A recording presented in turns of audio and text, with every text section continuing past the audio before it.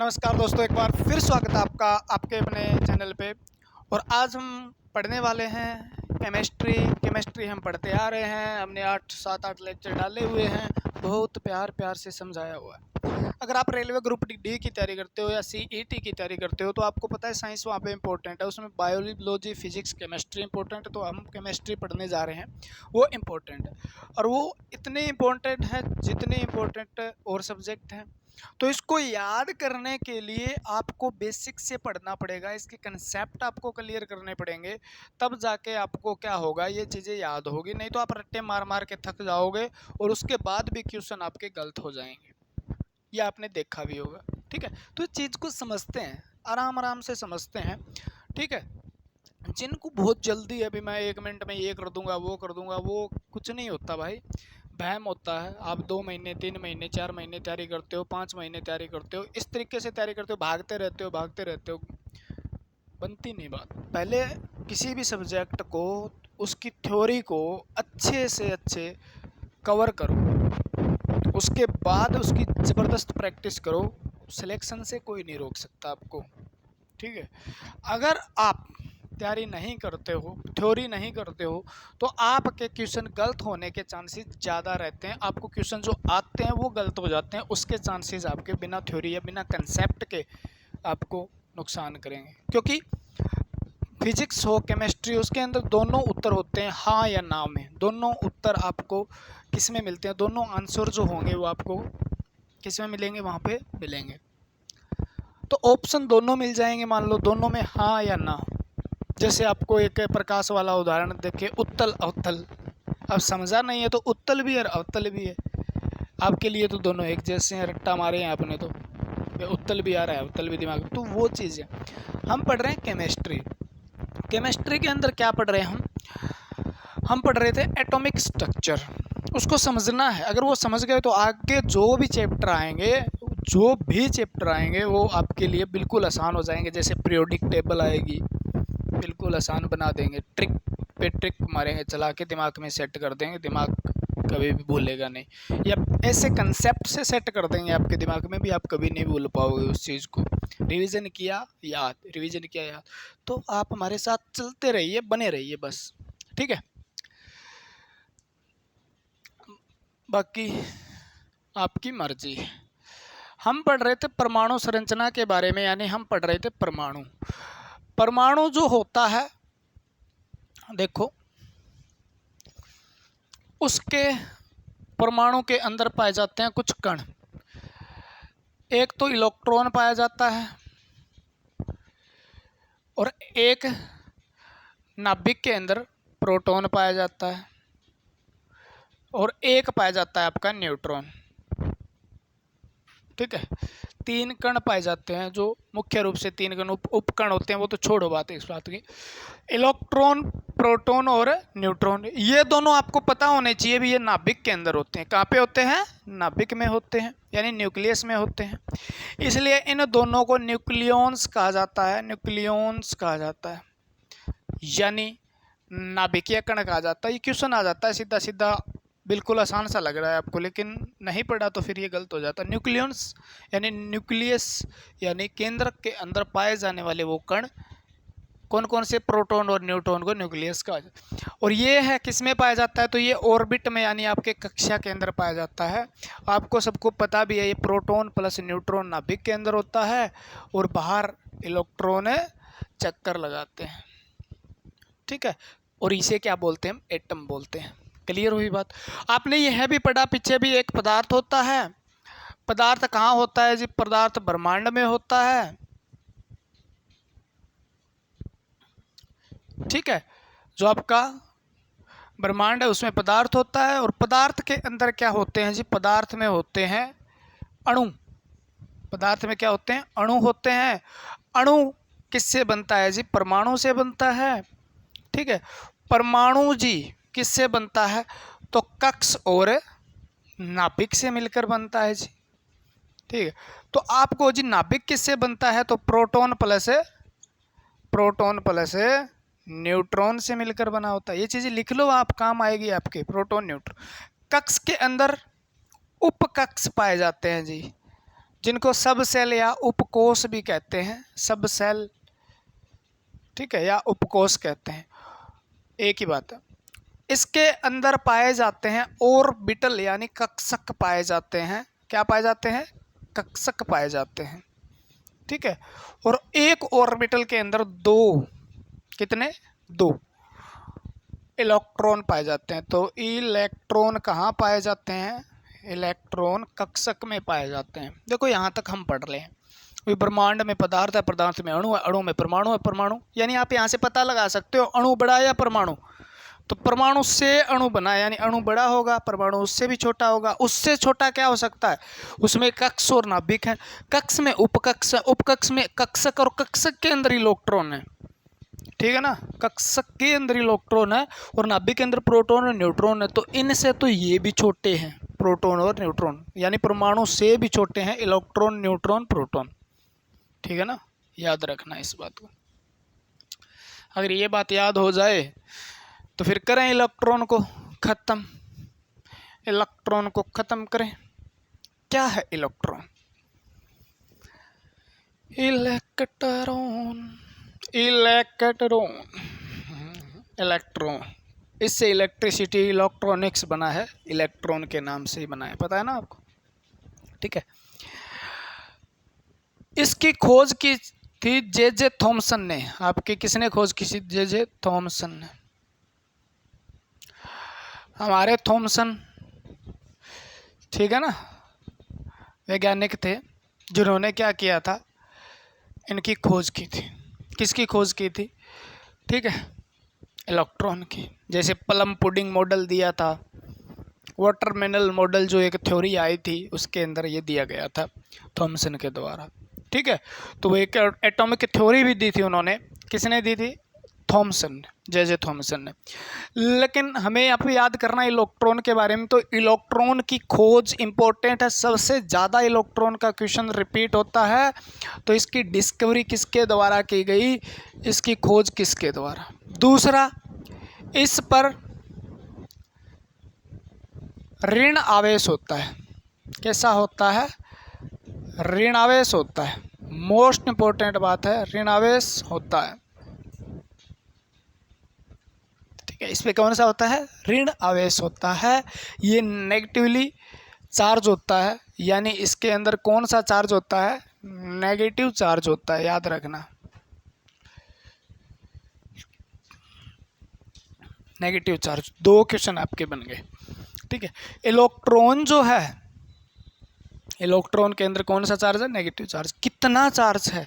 तो आप लिख लो 1.6 गुणा 10 की पावर -19 कूलाम, ठीक है। कितना चार्ज है? तो आप कहोगे जी इतना कूलाम है, ठीक है। और ये क्या है? तो इसके आगे आप ये मत लिखना भूलना भी ये नेगेटिव चार्ज है, ठीक है। सबसे हल्का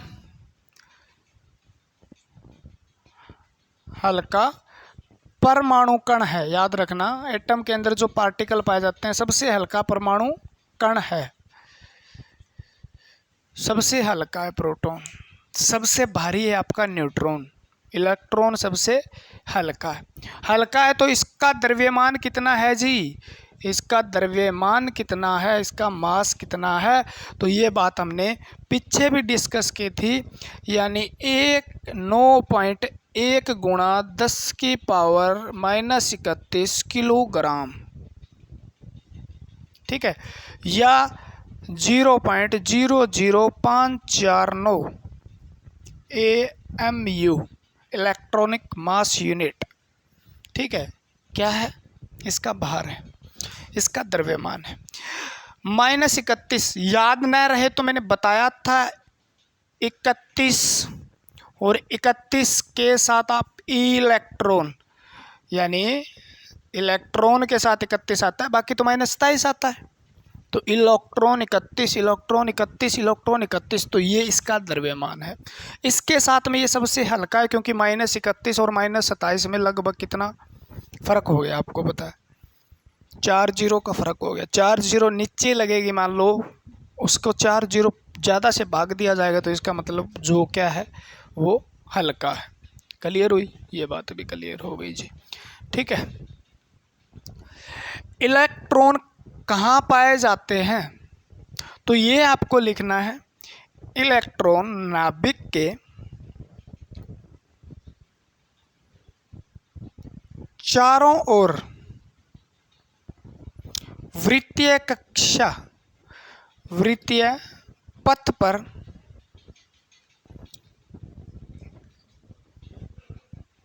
गति करते हैं। कहाँ गति करते हैं? नाभिक के चारों ओर गति करते हैं। ये बात पहले भी आपने पढ़ लो। इलेक्ट्रॉन कहाँ गति करते हैं? तो इलेक्ट्रॉन, ये तो नाभिक है आपका, जिसमें प्रोटॉन प्लस है न्यूट्रॉन है। अब इस नाभिक के चारों ओर एक इलेक्ट्रॉन ये कर रहा है। मान लो पहले कक्ष में 2 पाए जाते हैं, आपको पता है। दूसरे कक्ष में आपको पता है 8 पाए जाते हैं। लिख लें 8, क्या 2 3 4 5 6 7 8, तीसरे में 18 पाए जाते हैं मान लो। तो ये क्या करते हैं, ये इलेक्ट्रॉन नाभिक के चारों ओर चक्कर लगाते हैं और उनको हम ऑर्बिट यानी कक्ष कहते हैं। क्या कहते हैं? नाभिक के चारों ओर वृत्तीय गति पर जो चक्कर लगाते हैं उस वृत्तीय पथ को कक्ष कहा जाता है। याद रखना उसको कक्ष, कोश ऊर्जा लेवल, कोश ऊर्जा स्तर या ऊर्जा लेवल, इसको ऑर्बिट भी कहते हैं, एनर्जी लेवल भी कहते हैं, सेल भी कहते हैं। ठीक है ना, इंग्लिश की बातें हैं वो। तो नाभिक के चारों ओर वृत्तीय कक्ष में चक्कर लगाते हैं और इन पे कौन सा चार्ज, यानी नाभिक के चारों ओर कौन सा चार्ज होता है? नाभिक के चारों ओर नेगेटिव चार्ज होता है, क्योंकि वहाँ पे इलेक्ट्रॉन पाए जाते हैं। नाभिक के बाहर क्या पाए जाते हैं? इलेक्ट्रॉन पाए जाते हैं, इलेक्ट्रॉन पाए जाते हैं, इलेक्ट्रॉन पाए जाते हैं। और उनको क्या बोलते हैं, जहाँ से ये चक्कर लगाते हैं उसको कक्षा कहा जाता है। तो इनको क्या कहा जाता है? ऑर्बिट या कक्ष या कक्षा कहा जाता है। ठीक है, हो जाएगा। ये बात तो हो गई। ठीक है, 3 बातें जो आपके लिए इम्पोर्टेंट होने वाली है, जो आपने पढ़ी नहीं होगी, जल्दी से हो जाएगा। 31 इलेक्ट्रॉन।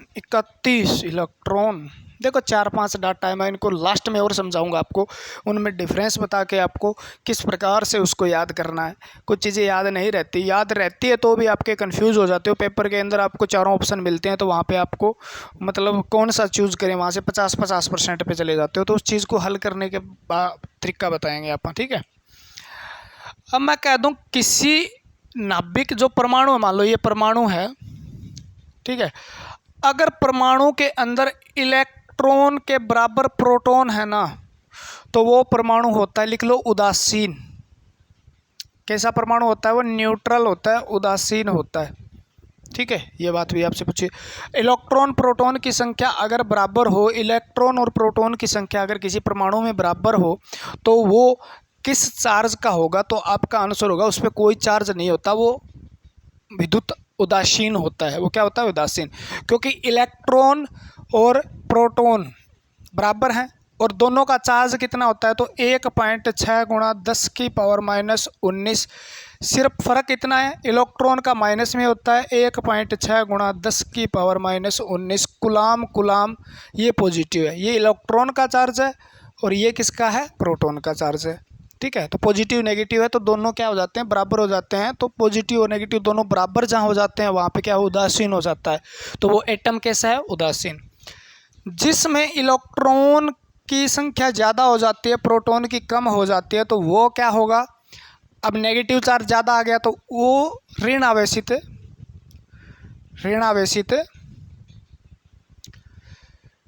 परमाणु होगा। यानी उसके अंदर चार्ज कैसा होगा? परमाणु में नेगेटिव चार्ज होगा। यानी अगर इलेक्ट्रॉन प्रोटॉन की, मैं मान लो इलेक्ट्रॉन 10 इलेक्ट्रॉन है, उसके बराबर 10 ही प्रोटॉन है। ठीक है, तो इसकी संख्या ज़्यादा है और इसकी संख्या भी ज़्यादा है, बराबर है ना संख्या दोनों। अगर इनकी दोनों की बराबर है तो वो उदासीन है। ठीक है, ये चीज़ें आगे अपने आप समझ जाओगे आप। अगर मैं कह दूँ इलेक्ट्रॉन 9 है और प्रोटॉन 10 हैं, तो इलेक्ट्रॉन आपके हो गए ज़्यादा। अब चार्ज 10 से गुणा करेंगे इस चार्ज को, तो ये चार्ज ज़्यादा आएगा ना, तो कैसा चार्ज हो जाएगा? उस पर नेगेटिव चार्ज हो जाएगा। इसी बात को मैं ये कह दूं, इलेक्ट्रॉन की संख्या प्रोटॉन से कम है, यानी प्रोटॉन ज़्यादा हो गए। अगर प्रोटॉन ज़्यादा है तो वो कैसा हो जाएगा? धनावेशित हो जाएगा।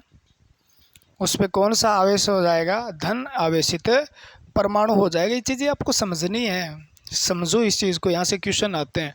किसी में इलेक्ट्रॉन ज़्यादा है तो वो ऋण आवेशित, किसी में प्रोटॉन ज़्यादा है तो धन आवेशित। और आपको इससे भी पता चल सकता है, देखो आपको याद न रहे कि इस पे कौन सा है, एक तो इलेक्ट्रॉन है, एक प्रोटॉन है और एक न्यूट्रॉन है, कौन से पे कौन सा चार्ज है।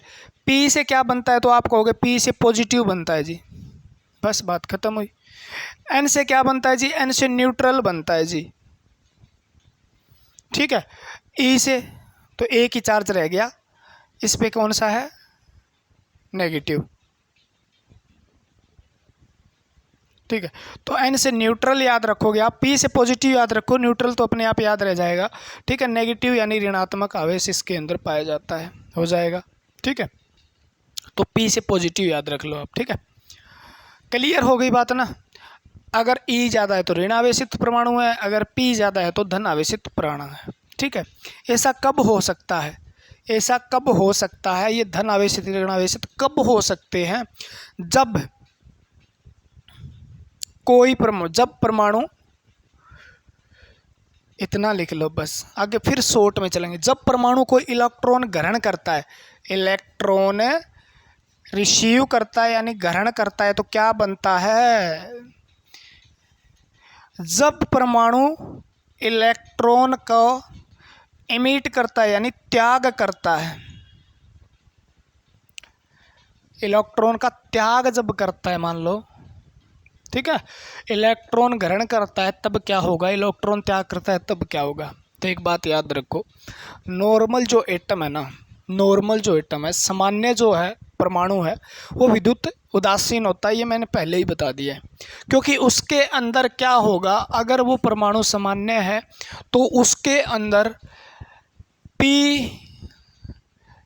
ई बराबर पी होते हैं, यानी इलेक्ट्रॉन बराबर प्रोटॉन होते हैं, इलेक्ट्रॉन बराबर प्रोटॉन होते हैं। तो उसके अंदर वो कौन सा आवेशित होता है, तो उसके अंदर कोई आवेश नहीं होता, ठीक है ना, उदासीन। अब यहाँ पे क्या होगा, प्रोटॉन तो उतने ही रहेंगे, ठीक है, प्रोटॉन क्या रहेंगे, उतने रहेंगे। इलेक्ट्रॉन गुस्ताखी कर दे, मान लो, गुस्ताखी का मतलब हो या तो ऑर्बिट से बाहर निकाल दे इलेक्ट्रॉन को, तो संख्या कम हो सकती है, या वो ग्रहण कर ले। मान लो ये कोई एटम था, प्रोटॉन और न्यूट्रॉन, प्रोटॉन की संख्या स्थिर है, यहाँ पे इलेक्ट्रॉन आगे पीछे होते रहते हैं। अब इसके अंदर मान लो 10 इलेक्ट्रॉन थे और 10 ही प्रोटॉन थे, बराबर थे। इसने क्या किया, एक इलेक्ट्रॉन दान कर दिया, एक इलेक्ट्रॉन क्या कर दिया, दान कर दिया, यानी त्याग कर दिया इस परमाणु ने। तो इसके पास इलेक्ट्रॉन तो रह गए 9 और प्रोटॉन हो गए 10। तो आप क्या कहोगे जी, ये तो फिर प्रोटॉन पे चार्ज है वो ज़्यादा हो गया। तो अगर इलेक्ट्रॉन त्याग करता है तो परमाणु कौन से आवेश में चला जाता है, ऋण आवेश में। कौन सा आवेश हो जाता है परमाणु पे, ऋण आवेश। और इसको बोलते हैं, ऋण आवेश को एन आयन, एन आयन, यानी क्या बोलेंगे इसको, एन आयन को क्या बोलते हैं, एनायन, ठीक है, याद रखना आपको, एनायन, ठीक है।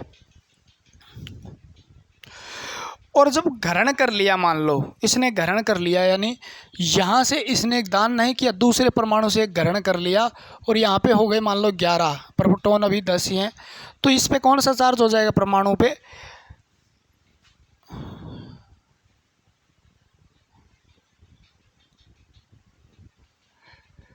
त्याग कर दे, त्याग करे तो कौन सा होगा, अरे त्याग करे तो पॉजिटिव होगा, मैं सोच रहा था गलती कहाँ हो रही है, कौन सा चार्ज आ जाएगा, पॉजिटिव, ठीक है ना। इलेक्ट्रॉन का त्याग करे, इलेक्ट्रॉन कम, ऋण आवेश कम, कम तो प्रोटॉन की संख्या बढ़ गई, अब प्रोटॉन की संख्या बढ़ गई तो पॉजिटिव चार्ज होगा, यानी उस पर धन आवेशित होगा, उसे कैटायन बोलते हैं, क्या बोलते हैं, कैटायन, यानी धनायन,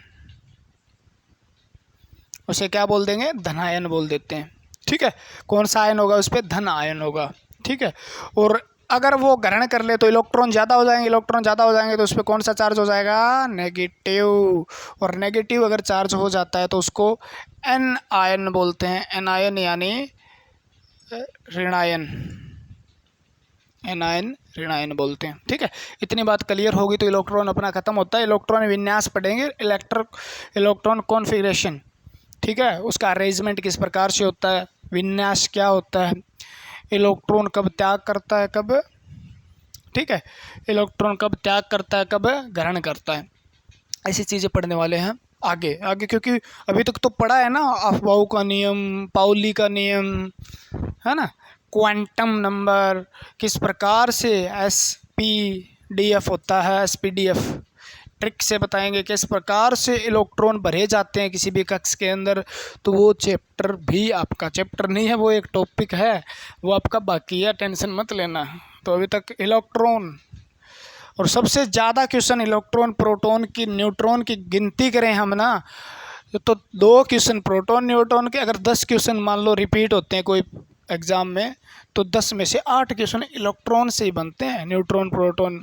और ये नहीं कह रहा है एक पेपर में 10 क्वेश्चन, नहीं, अगर इस चैप्टर से मान लो 10 क्वेश्चन आते हैं इलेक्ट्रॉन प्रोटॉन न्यूट्रॉन से, अगर कहीं 10 प्रश्न आते हैं तो 10 में से 8 प्रश्न ना आपको इलेक्ट्रॉन के ही मिलेंगे। ठीक है, तो ध्यान से पढ़ो इलेक्ट्रॉन को, इसलिए थोड़ा लंबा क्या है। अब देखो न्यूट्रॉन प्रोटॉन को 1 मिनट में ख़त्म कर देंगे, यहाँ पर कहानी नहीं है उनकी, वो बेचारों की। ना ना ना, प्रोटॉन क्या है? प्रोटॉन, प्रोटॉन की खोज की थी, आप ध्यान रखो इस बात को, प्रोटॉन की खोज की थी गोल्डस्टीन ने। ट्रिक भी बनानी पड़ती है क्या? ईंट पर नाच एक ट्रिक है जो ज़्यादा वायरल है, ईंट पर नाच गलत करवा देगी आपका। पैर है प्रोटॉन, रदरफोर्ड ने खोज नहीं की थी, रदरफोर्ड ने नाम दिया था, खोज बेचारे गोल्डस्टीन ने जी दी। गोल्डस्टीन को श्रेय जाता है किसका? प्रोटॉन की खोज का, और नाम का श्रेय जाता है रदरफोर्ड को, रदरफोर्ड को नाम का श्रेय जाता है। Alpha scattering, alpha particle scattering theory जो दी थी या मॉडल जो दिया था, या आपको वो था गोल्ड फिल्म एक्सपेरिमेंट, उसके द्वारा रदरफोर्ड ने क्या किया था, प्रोटॉन के बारे में, उसका प्रोटॉन को नाम दिया था। अभी नाभिक के अंदर एक पॉजिटिव चार्ज होता है, उस कण पाया जाता है जिसका नाम प्रोटॉन है। ठीक है ना, क्या है? प्रोटॉन। तो रदरफोर्ड ने नाम दिया था, गोल्डस्टीन ने खोज की थी, याद रखना, याद रख लो। पीजी से, पीजी तो जानते हो, पेन गेस्ट जिसे बोलते हैं, पीजी के पी से प्रोटॉन, जी से गोल्डस्टीन, पी से प्रोटॉन, जी से गोल्डस्टीन। ईंट पर नाच वाली गलत है, ठीक है ना, ईंट पर नाच, तो वहाँ पे ईंट पर से क्या करते हो आप? प्रोटॉन, आर से रदरफोर्ड करते हो वहाँ पे। ठीक है, तो वो ट्रिक गलत बनाई हुई है, क्लियर है क्या? तो रदरफोर्ड। बाकी ईंट, ईंट ठीक है, कोई दिक्कत नहीं, ईंट से ईंट बजा दो आप। इलेक्ट्रॉन की ई से इलेक्ट्रॉन और टी से थॉमसन। ठीक है, नाच से न्यूट्रॉन, च से चैडविक, ये भी ठीक है, लेकिन ये थोड़ा गलत हो जाता है यहाँ पे। ठीक है, तो प्रोटॉन जो है ना, उस पे कैसा चार्ज होता है? प्रोटॉन पे पॉजिटिव चार्ज होता है, पॉजिटिव चार्ज होता है, यानी ये धनावेशित होता है। प्रोटॉन कैसा होता है? धनावेशित। ये भी कण है। ठीक है, कहाँ पाया जाता है? नाभिक में, परमाणु के नाभिक में पाया जाता है। ठीक है, परमाणु के नाभिक के अंदर पाया जाता है। इस पर चार्ज कितना होता है, यानी आवेश कितना होता है? तो 1.6 गुणा 10 की -19, और यहाँ पे पॉजिटिव लिखना मत भूलना, पॉजिटिव लिखना मत भूलना। ठीक है, पॉजिटिव चार्ज होता है, क्योंकि ये क्या है? धन आवेशित होता है ये चार्ज।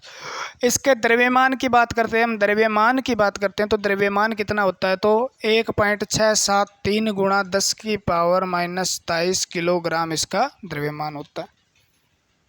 ठीक है ना, 1.673 10⁻⁻23 किलोग्राम इसका द्रव्यमान होता है।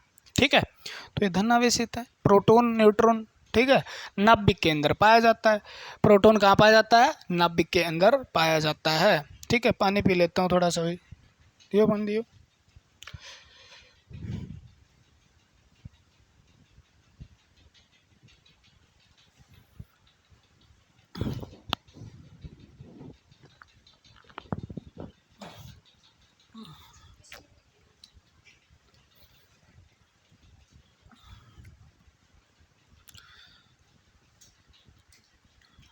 ठीक है, ये बात तो हो गई है। एक बात याद रखो, जैसे अपन ने इलेक्ट्रॉन के बारे में बताया था, इसके ऊपर 1.10⁻⁻19 ये था क्या? चार्ज होता है, यानी कूलाम होता है। कूलाम लिख लो आप, आवेश की इकाई होती है कूलाम।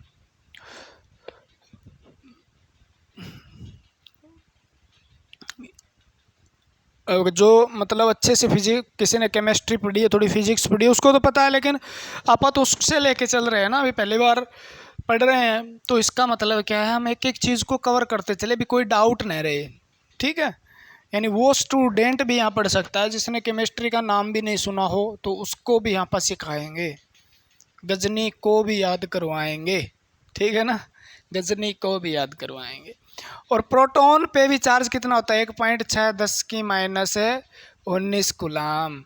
लेकिन मैंने बताया होगा, बस फ़र्क कितना होता है, एक पे नेगेटिव है, एक पे पॉजिटिव है। यानी इलेक्ट्रॉन जो है उस पे नेगेटिव है, प्रोटॉन पे पॉजिटिव है। तो आप ये बात लिख लो नोट करके, प्रोटॉन व इलेक्ट्रॉन पर बराबर आवेश होता है, बराबर आवेश होता है, लेकिन विपरीत होता है। विपरीत यानी पॉजिटिव नेगेटिव, लेकिन विपरीत होता है। आवेश एक ही जैसा है, एक प्रोटॉन एक इलेक्ट्रॉन के ऊपर इतना ही आवेश है जितना प्रोटॉन पे, लेकिन इस पे पॉजिटिव है, इस पे नेगेटिव है, तो ये दोनों क्या हो जाते हैं? फिर उदासीन हो जाते हैं। ठीक है ना, उदासीन हो जाते हैं। क्लियर हो गई बात?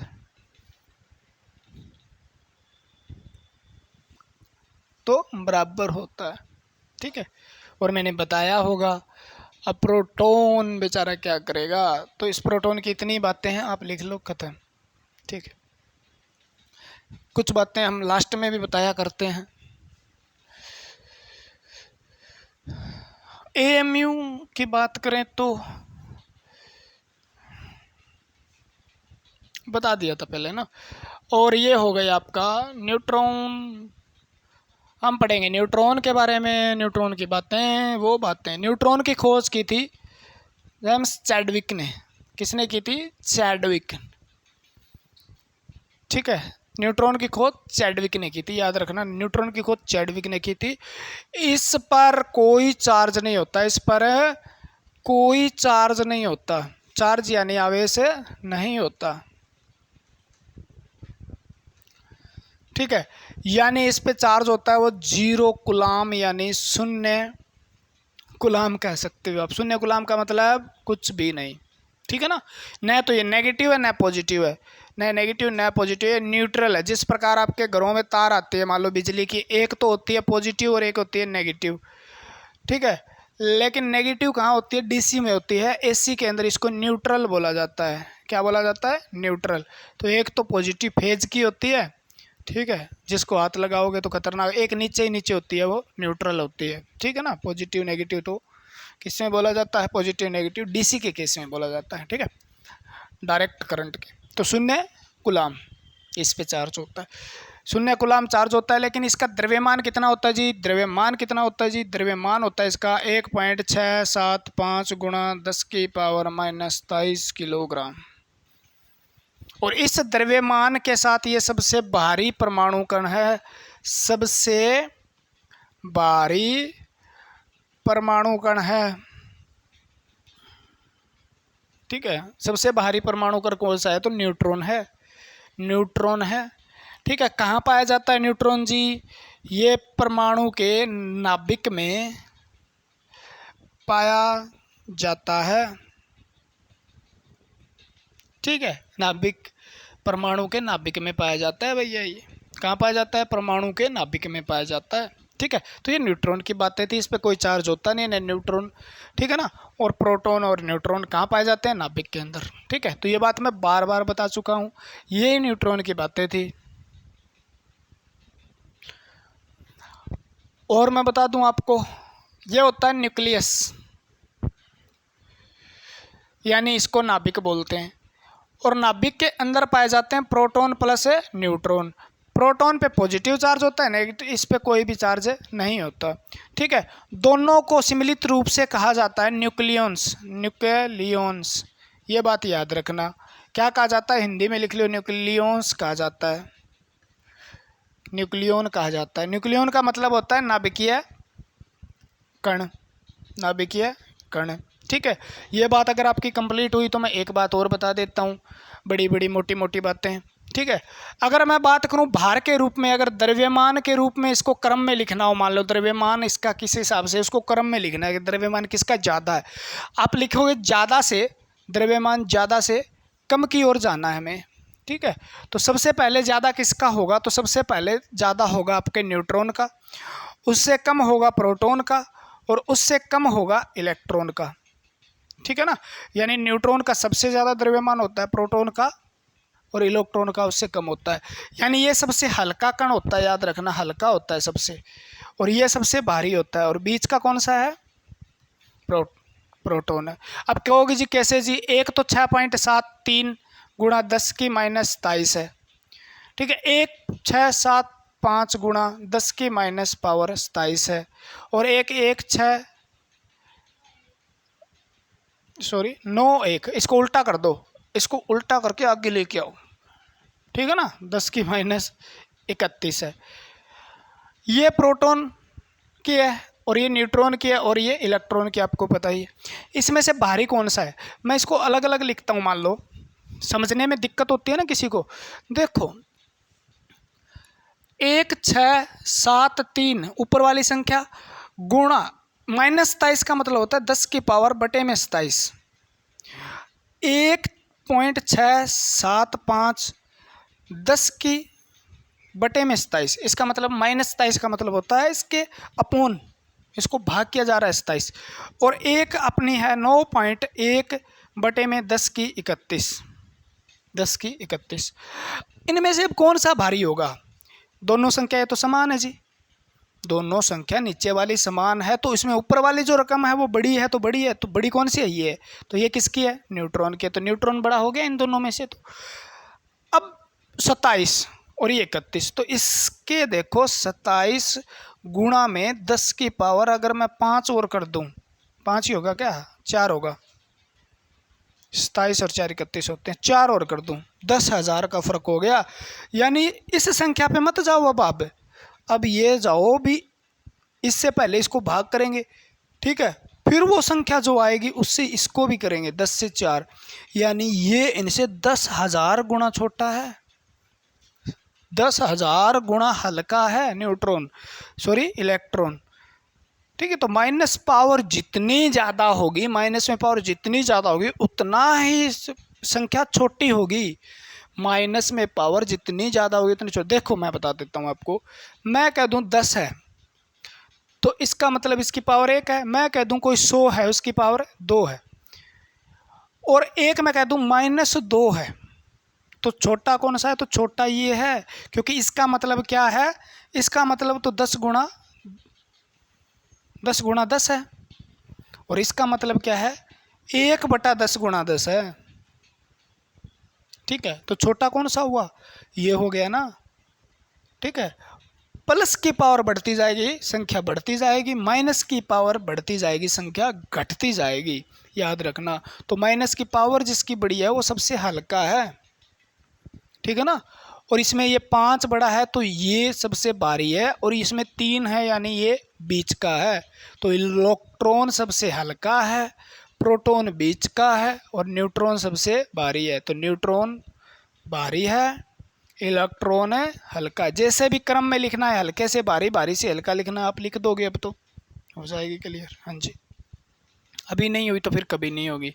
याद मैंने करवाया, दोनों का तो तय तय ऐसा कोई फर्क ही नहीं है। ये 5 वाला सिस्टम है थोड़ा सा, ठीक है ना, यहाँ पे 3 वाला सिस्टम है। और वैसे आप इतना याद कर लो तो भी बहुत है, हल्का भारी याद कर लेना बस। इस दोनों की एक जैसी पावर याद कर लो आप। तो आप ये भी लिख सकते हो, प्रोटॉन का द्रव्यमान न्यूट्रॉन के